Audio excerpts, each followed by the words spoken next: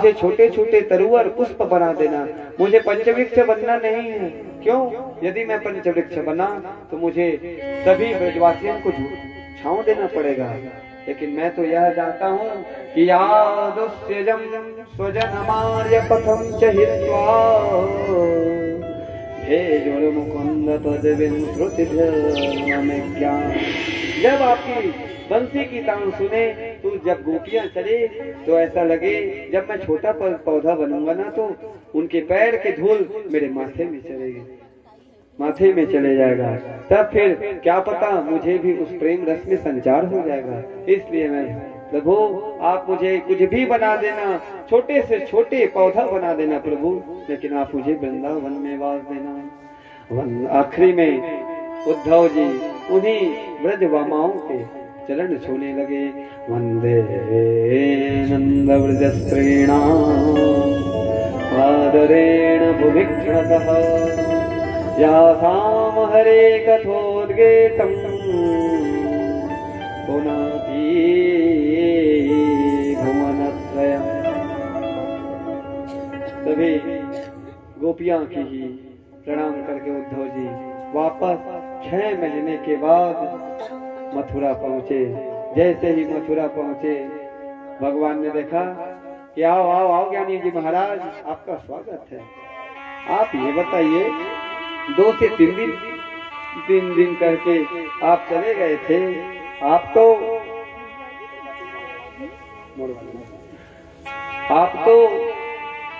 3 दिन के लिए ही गए थे, लेकिन आप यहाँ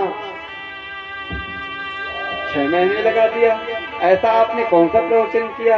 आज तक के तो प्रवचन साप्ताहिक और तो और पाक्षिक यदि 15 दिन का, अरे और तो और मासिक कथा होती है, लेकिन आप ऐसा कौन सी कथा सुनाएंगे ब्रज गोपियों को जिसमें आपने 6 महीने लगा दिया?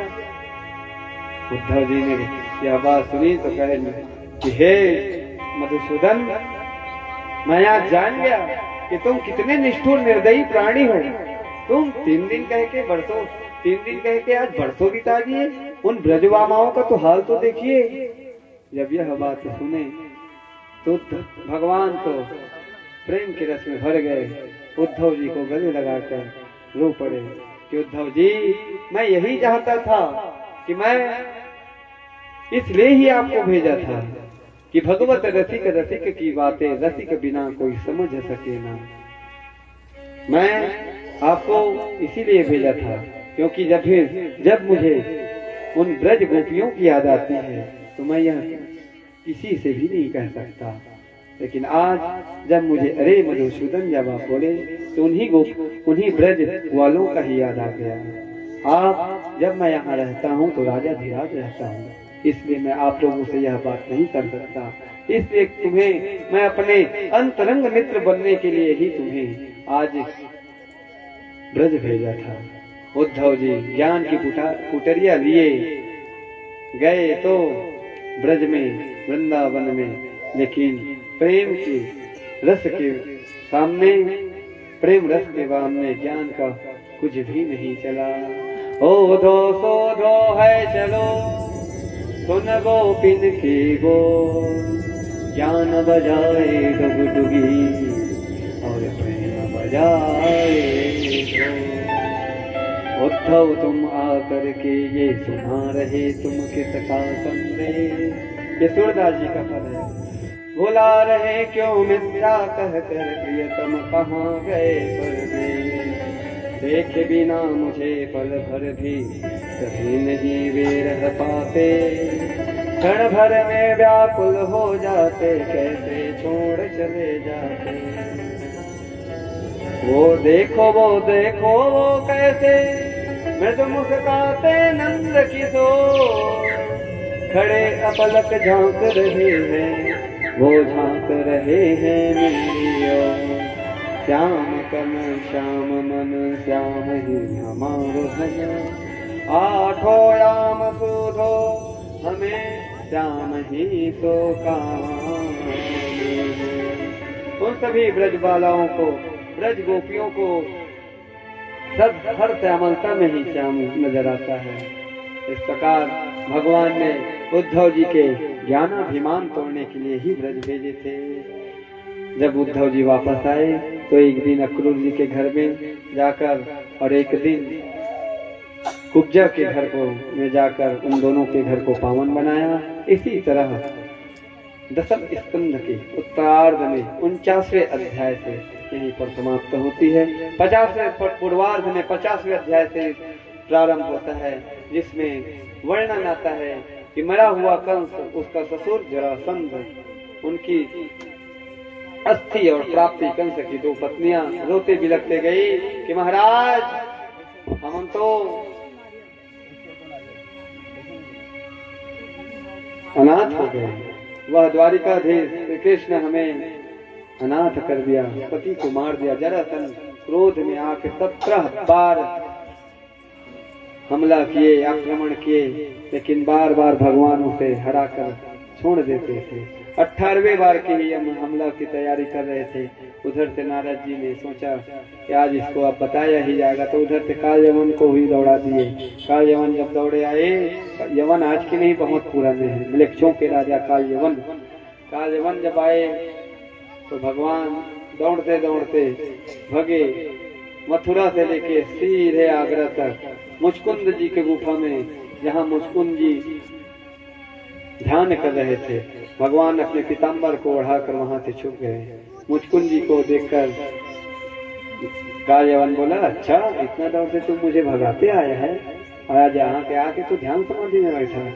जैसे ही मुचकुंद जी को एक लात मारी तो मुचकुंद का ध्यान खुल गया, तुरंत कालयवन भस्म हो गया। तो इस चीज पूछे कि मुचकुंद कौन था महाराज? मुचकुंद देवा संहार में भगवान का साथ दिए थे, इसीलिए उसने कहा कि अब मुझे कुछ लड़ाई झगड़ा नहीं करना है, मुझे ध्यान करना है। तो ब्रह्मा जी ने आशीर्वाद दिया कि जाओ तुम ध्यान करो, और जिस दिन तुम्हारा ध्यान को कोई खोलेगा वो तुरंत भस्म हो जाएगा। भगवान इनका भस्म करवाने के लिए मुचकुंद की दृष्टि से कालयवन का भस्म कराए। मुचकुंद ने पराभक्ति की आशीर्वाद मांगी। भगवान बोले, अच्छा तुम्हें मैं अभी से पराभक्ति की आशीर्वाद दूं? तुम तो अभी तक तो सोए हुए थे, आराम कर रहे थे, जाओ तुम दूसरे जन्म लोगे, तब तुम मेरा भक्त बनोगे। तब वह दूसरे जन्म में नरसिंह भगत नाम से वह मुचकुंद नरसिंह भगत नाम से जाने गए और भगवान के बहुत बड़े भक्त हुए। 18वें हमले की तैयारी किया जरासंध और सभी ब्राह्मणों को अनुष्ठान में बैठा दिया और बोलने लगा, अरे ब्राह्मणों, यदि मैं जीत गया तो तुम्हें माला माल कर दूंगा, और यदि मैं फिर से हारा तो कोई भी जीवित नहीं बचेगा। सभी ब्राह्मणों ने भगवान से प्रार्थना करने लगे कि प्रभु हमारा तो अब आप ही रक्षा कर सकते हैं, आप अब हमारे लिए हार ही जाओ। विप्रधेनु सुर संत हित लिन्न मनुज अवतार। भगवान तो ब्राह्मणों की रक्षा के लिए ही गो विप्र धेनु सुर संत हित, इन सभी की रक्षा के लिए ही तो भगवान का अवतार लेते हैं। भगवान ने कहा अच्छा ठीक है। तो भगवान ने जैसे ही जरासंध ने फिर से 18वें बार हमला किए, आक्रमण किए, तो बोलने लगे, लाओ भैया अब हम तो लड़ाई करने वाले नहीं हैं, हम बहुत थक गए, अभी कालयवन को ही भस्म करवा के आया हूँ। भगवान बोले, दाऊ जी बोले कि अब करना क्या है? भगवान बोले चलो भागते हैं। दाऊ भैया बोले अरे हमें रणछोड़ कहेंगे। भगवान बोले इतना सारा नाम है, आज मैं ब्राह्मणों के लिए यदि ब्राह्मण देवताओं के लिए यदि मेरा नाम रणछोड़ भी पड़ जाता है तो मुझे कोई बात नहीं। भगवान दौड़े। जरासंध सोचने लगा, हक्का बक्का रह गया कि जो व्यक्ति 17 बार आज मुझे हरा के आया है वो मुझे देखते ही कैसे भाग गया। सभी ब्राह्मणों का आशीर्वाद है कह के सब, और इधर पर्वत पर भगवान चढ़े और सबको बोले कि जाओ मेरी अब समुद्र के बीचों बीच टापू में एक मैंने द्वारिकापुरी का निर्माण किया है, आप सभी अब वही जाएंगे। मथुरा वासियों को सबको वही भेज दिए और भगवान अंत में परिवर्तन पर्वत में कूदे और जोरदार जब परिवर्तन पर्वत पर जब जरासंध ने जब आग लगवाई तो भगवान उस समुद्र में कूदे और सीधे द्वारिका दूत में जाके श्री द्वारिकाधीश बने। बोले श्री द्वारिकाधीश भगवान की जय हो। ज्यादा चिंता मत करिए, भगवान राम जी के तो विवाह में 6 महीना लगे थे, लेकिन हमारे कृष्ण कन्हैया के विवाह में मात्र 5 मिनट लगेंगे। आप 5 से 10 मिनट और इंतजार कीजिए। शादी का माहौल चल ही रहा है, शादी का लड्डू खाकर आप सभी जाएंगे। बोले श्री राधा रमण सरकार की। इस प्रकार द्वारकाधीश भगवान बने और प्रथम विवाह श्री रुक्मणी जी से किया। भगवान ने जब रुक्मणी जी से विवाह किया, वो भी गंधर्व विवाह। परीक्षित चौंके, अरे भगवान को गंधर्व विवाह क्यों करना पड़ा? सब विस्तार कथा बताइए प्रभु। तब सुखदेव जी कहते हैं कि राजा से भीष्म को नाम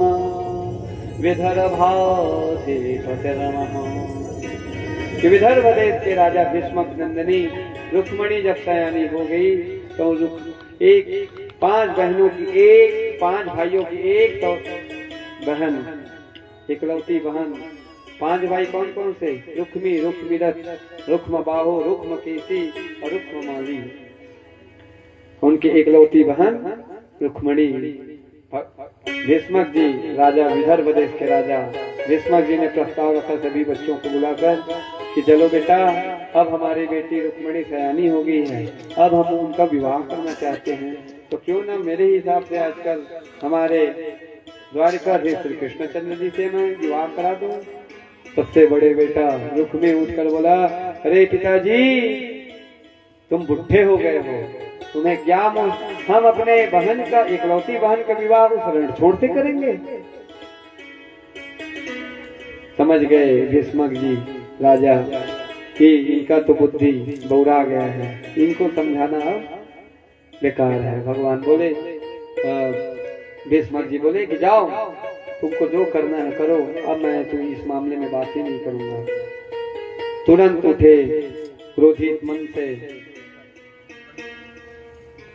और तुरंत जाके शाम को आए, बोले कि पिताजी विवाह पक्का हो गया। राजा बोले, अरे इतना जल्दी विवाह पक्का कैसे? वाह जान के आए, सब जमाने का काम नहीं है, अभी का जमाना चल रहा है, सीधे डायरेक्ट शादी होगा महाराज। भीष्मक जी बोले कि जाओ, कौन है? तब बोले कि शिशुपाल। शिशुपाल में दमघोष नंदन श्री शिशुपाल से मैं आज विवाह तय करके आया हूँ, और परसों बारात आएगी, अब सीधे विवाह की धूमधाम से तैयारी कीजिए। इधर जब रुक्मणी जी को पता चला कि परसों उनकी बारात आने वाली है, तो रोने लग गई। रोते रोते अपने भाभी जी के पास पहुंची। भाभी जी ने से पूछे कि मैं क्या करूं? भाभी जी ने कहा कि कुछ करो। रुक्मणी जी ने कहा कि मैं क्या करूं भाभी, मुझे तो कुछ समझ ही नहीं आ रहा है। भाभी जी ने कहा और कुछ नहीं तो पत्र लिख दो। तो 27 श्लोकी पत्र रुक्मणी जी ने लिखा कि श्रुत्वा गुणान भुवन सुंदर तृणवतां ते निर्विश्य कर्ण विवरैः हरतां प्रतापम् रूपं दृशां दृशमताम् अखिलार्थलाभम् त्वय्यच्युता विदति चेत्रमपरमसंताम्। हे सखे, हे भुवन सुंदर, मैं आपकी रुक्मणी, मैं तो आज तक आपको दिखी नहीं हूँ। रूपम दर्शाम तव गुणाम सुत्वा, मैं तो आपको सुन सुन की इतनी फैन हो गई हूँ आपके ऊपर, मैं तो सिर्फ आपको ही मन से वर्णन कर चुकी हूँ। लेकिन पत्र लिखना इसके कारण पड़ रहा है कि परसों मेरे बारात आएगी और मेरे भाइयों में अंतर विवाद चल रहा है आपके लिए। अंतः पुरांतर चरण मनिहत्य बंधु स्वामुदवहे कृतमिति प्रमुदायुपायम्। इसलिए मैं आपको उपाय भी बता रही हूँ। क्या? पूर्वे धुरस्ति कुलति, पूर्वे धुरस्ति महति कुल देवी यात्रा यस्यां बहिर्नववधू गिरिजामुपेया। हमारे यहाँ विधान है, विवाह से पूर्व हम गिरजा पूजन के लिए मंदिर जाते हैं। आप वही मंदिर आइए, आप हमारा पानी ग्रहण कीजिए और हमको ले जाइए। यदि ऐसा ना हो महाराज कि शेर के भागों को गिदड़ उठा के ले जाए, आप जल्दी आइए। शेर आप हो, शेर में हम हैं, शेर और शेर की जोड़ी अच्छी बनेगी। भगवान ने कहा, ब्राह्मण देवता ने कहा, अच्छा। ब्राह्मण को यह पत्र लिख के दे दिए। ब्राह्मण जो सीधे द्वारिकाधीश पहुंचे, ब्राह्मण को सीधे पहले पत्र निकाल के देने लगे। भगवान बोले अरे पत्र रखे रहो महाराज, नूतन स्नान कराए, नूतन वस्त्र, बहु व्यंजन खिलाए। उसके बाद बोले ब्राह्मण को डायरेक्ट क्वेश्चन नहीं करना चाहिए, पहले खिलाना और पिलाना चाहिए, उसके बाद पूछना चाहिए कि कैसे आए हो देवता। ब्राह्मण खुश हो गए, तुरंत समझ गए इतना ब्राह्मण भक्त कोई साधारण नहीं हो सकता, ये तो साक्षात भगवान ही हो सकता है। बोले जब पत्र पढ़कर सुनाए तो बोले क्या करना है महाराज। भगवान बोले कि तथा अहम अपितचित्तो निद्रां च न लभेमिति वेदाहं रुक्मणी द्वेषा ममोदवाहो निवासः। ये मैं जानता हूँ मेरा संबंध वहाँ चला था, लेकिन उसका बड़ा भाई रुक्मी ममोद बाहु निवारितः मुझसे बहुत द्वेष करता है बिना मतलब का। और जब से मैं भी रुक्मिणी के बारे में सुना हूँ ब्राह्मण देवता, मुझे भी तथा अहम अपि तच्चित्तो निद्रां च न लभेमिति, रात रात तक मुझे नींद ही नहीं आता। ब्राह्मण बोले कि अब करना क्या है। भगवान बोले करना क्या है, सीधा चलना है। भगवान तुरंत अपने रथ उठाए और सीधे भीष्मक के यहाँ पहुंच गए। भगवान बोले कि जाओ तुम, और इधर शिशुपाल की बैंड बाजा के साथ बारात आ गई। भगवान बोले जाओ हम यही इंतजार कर रहे हैं, आप सीधा राजकुमारी जी को बता देना। भगवान वहीं वेट करने इंतजार करने लग गए। और इधर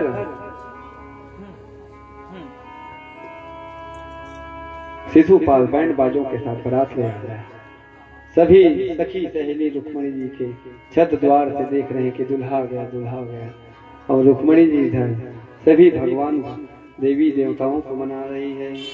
दुर्भगायान में धाता नानुकूलो महेश्वर देवी वा विमुखा गौरी रुद्राणी गिरिजासती।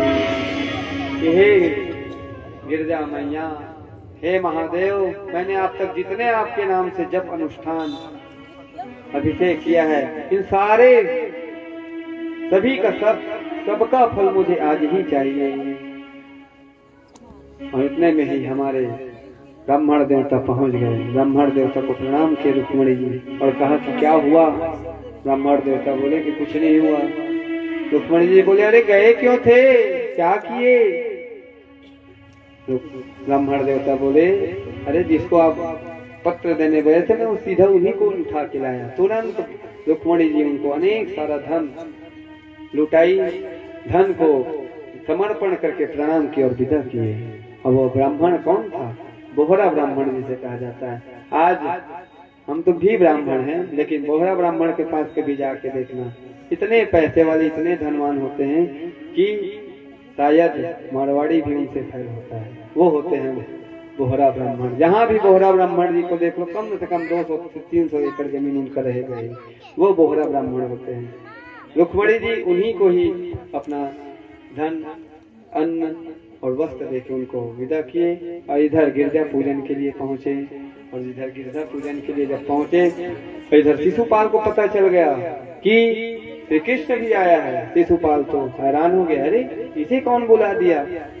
न इधर लड़की से न लड़का से बुलाया गया, लड़की पक्ष से न लड़का पक्ष से। तो बोलने लगे अरे प्रयोजन से मूर्ख से मूर्ख व्यक्ति भी बिना प्रयोजन के अपने घर से नहीं निकलता, लेकिन ये क्यों आया है। इधर जब पता चला दौड़ते हुए निकले हैं भगवान। पूछे अपने सेवकों को बताओ भैया कि अरे क्यों गया है। बोले कि कुंडनपुर से एक पंडित जी आए थे, हाथ में पत्र रखे थे। समझ गए पूरे बात दाऊ भैया कि कुंडनपुर की महारानी का तो कल परसों विवाह है, कल विवाह है, जरूर कुछ न कुछ होने वाला है।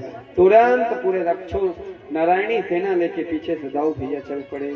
और इधर शिशुपाल तो सोचने लगा, आश्चर्य होने लगा कि ये क्यों आया है। सभी बरातियां बोले कि अच्छा यदि ऐसा कुछ खतरा होगा ना महाराज तो हम सिर्फ लड्डू पेड़ा रसगुल्ला खाने नहीं, हम भी 2-2 4 हाथ करेंगे, उनको भगा देंगे। एक ने कहा ऐसा मत हो कि आपको बिना दुल्हन के ही घर जाना पड़े।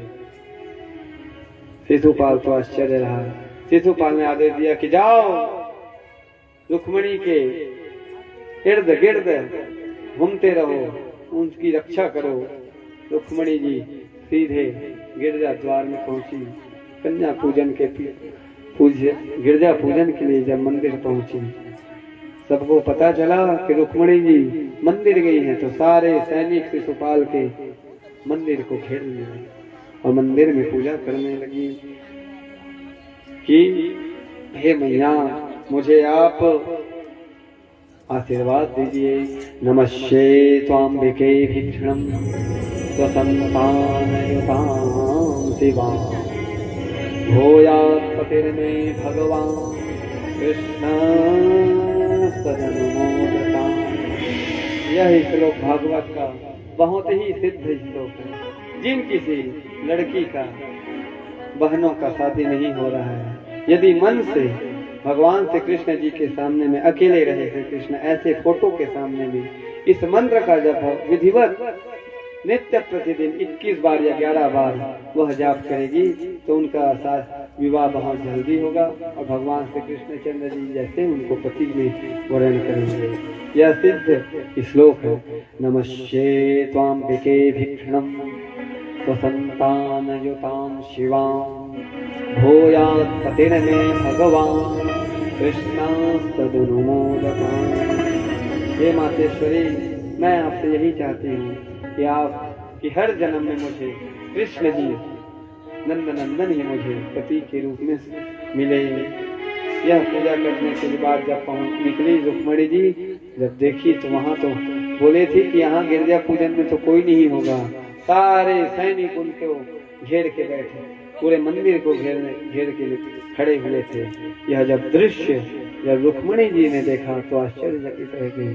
अब हम तो जिनको पत्र लिखे थे, हम तो उनको आज तक देखे भी नहीं है। अब इन पे पता कौन कैसे चलेगा कि हमारे भुवन सुंदर श्री कृष्ण चंद्र जी कौन है। रुक्मिणी जी ने आश्चर्यचकित आंखों से सभी सैनिक द्वारपालों को देखने लगे। जिस सैनिक के ऊपर रुक्मिणी जी का नजर रुक जाता था, वह सैनिक अपने आप को भाग्यवान समझ जाता था कि देखो हम भी किसी से कम नहीं, महारानी हमें ही लेके रही है। अचानक भगवान देखे कि रुक्मिणी जी आज विवश हो रही, समझ नहीं पा रहे कि हम कौन हैं, तो तुरंत इशारा किया, अरे देवी जी टेंशन लेने की बात नहीं, हम पहुंच चुके हैं। जब देवी जी को जब देखे, जब भगवान को देखे रुक्मिणी जी, तो तुरंत वहीं से चले और सबको रुक्मिणी जी की रूप सौंदर्य चाल चलन ढलन में सब सैनिकों को ऐसे भाग गए और भगवान उनके हाथ को पकड़े और सीधे रथ में बैठाए और वहां से अंतर ध्यान हो गए। तभी किसी सैनिक को भी पता नहीं चला कि क्या हो रहा है। तभी बोल रहे हैं कि देखो क्या मस्त जोड़ी है। एक सैनिक बोला, अरे उसको क्या देख रहे हो, अरे उस रथ को तो देखो कितना सजा हुआ है। एक सैनिक बोला, अरे उसके घोड़ा तो देखो, चैत्रवा घोड़ा कितने हाइटेड है, कितना लंबा है। एक ने कहा, देखो कितने अच्छा से गतिमायमान कर रहा है यह रथ। एक ने कहा कि अरे भैया हम क्यों आए थे। तब अचानक सबको याद आया कि हम तो रुक्मिणी जी की रक्षा करने के लिए आए थे। तब गोपियों से पूछे, रुक्मिणी जी के सहेलियों से पूछे कहाँ हैं। तब फिर उस सहेलियों ने कहा, क्यों रे सैनिकों, तुम लोग क्या भांग पी के आए रखे हो, बहुत देखो जा रहे हैं। तो ले गए, भागो भागो भागो, पकड़ो पकड़ो पकड़ो कहते जब सभी गए। और इधर भगवान तो अंतर ध्यान हो गए। रुक्मी को पता चला तो रुक्मी ने उन्हें मारने के लिए रोके। उससे ही पीछे से ही बोल श्री द्वारिकाधीश भगवान की जय हो। ऐसे करते हुए जब नारायणी से न पहुंचे तो भगवान देखे, अरे हमारी जय जयकार कौन कर रहा है। तो उसने देखे कि दाऊ भैया आ गए।